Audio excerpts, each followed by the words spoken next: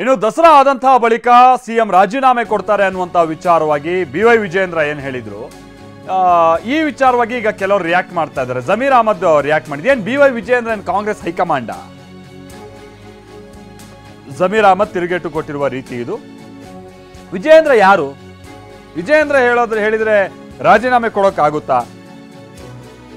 ಅವರೇನು ಹೈಕಮಾಂಡ ಅಂದ್ರೆ ಕಾಂಗ್ರೆಸ್ ಹೈಕಮಾಂಡ್? ಅವರೇನು ನಮ್ಮ ಹೈಕಮಾಂಡ್ ರಾಹುಲ್ ಹಾಗೆ ಸೋನಿಯಾ ಜೊತೆಗೆ ಖರ್ಗೆ ಅವರು ಹೈಕಮಾಂಡ್ ನಾಯಕರು ಸಿಎಂ ಜೊತೆಗೆ ಇದ್ದೀವಿ ಅಂತ ಹೇಳಿದ್ದಾರೆ. 100ಕ್ಕೆ 100ರಷ್ಟು ಸಿದ್ದರಾಮಯ್ಯನವರೇ ಮುಂದುವರಿತಾರೆ ಅಂತಾನೂ ಜಮೀರ್ ಅಹಮದ್ ಖಾನ್ ಹೇಳ್ತಿದ್ದಾರೆ. ದಸರಾ ಮುಗಿದ ತಕ್ಷಣ ಕೊಡ್ತಾರ ರಾಜೀನಾಮೆನ? ಏನು ನನಗೂ ಕೂಡ ನಿಮಗಿರ್ತಕ್ಕಂಥ ಮಾಹಿತಿ ನನಗೂ ಇದೆ, ಸಿದ್ದರಾಮಯ್ಯನವ್ರಿಗಿರೋ ಮಾಹಿತಿ ಕೂಡ ನನಗೂ ಕೂಡ ಇದೆ, DK ಶಿವಕುಮಾರ್ಗಿರೋ ಮಾಹಿತಿ ನನಗೂ ಕೂಡ ಇದೆ. ದಸರಾ ಆದ್ಮೇಲೆ ಕೊಡ್ತಾರೆ ನಮ್ಮ ಮಾಹಿತಿ ಎಲ್ಲ ಕಡೆ ನಾವು ಕೇಳ್ತಾ ಇದ್ದೇವೆ.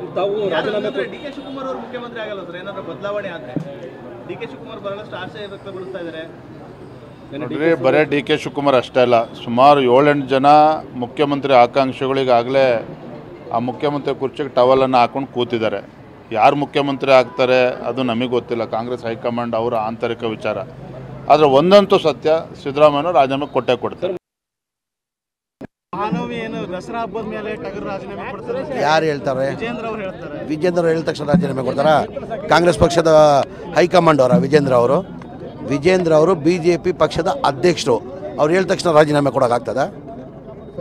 ನಮ್ಮ ಪಕ್ಷದ ಹೈಕಮಾಂಡ್, ನಮ್ಮ ನಾಯಕಿಯಾದಂಥ ಸೋನಿಯಾ ಗಾಂಧಿ ಅವರು, ರಾಹುಲ್ ಗಾಂಧಿ ಅವರು, ಮಲ್ಲಿಕಾರ್ಜುನ ಖರ್ಗೆ ಅವರು ನೇರವಾಗಿ ಹೇಳಿದ್ದಾರೆ, ನಾವು ಸಿದ್ದರಾಮಯ್ಯ ಜೊತೆ ಇದ್ದೀವಿ, ಸಿದ್ದರಾಮಯ್ಯ ರಾಜೀನಾಮೆ ಕೊಡೋದು ಅಗತ್ಯ ಇಲ್ಲ ಅಂತ ನಮ್ಮ ಹೈಕಮಾಂಡ್ ಹೇಳಿದ್ದಾರೆ.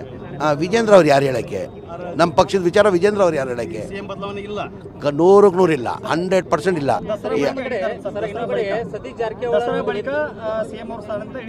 ಸರ್ ಅವ್ರು ಹೇಳ್ತವ್ರೆ, ಅವ್ರು ಯಾರು ಹೇಳಕ್ಕೆ? ಯಾರು ಅವರು?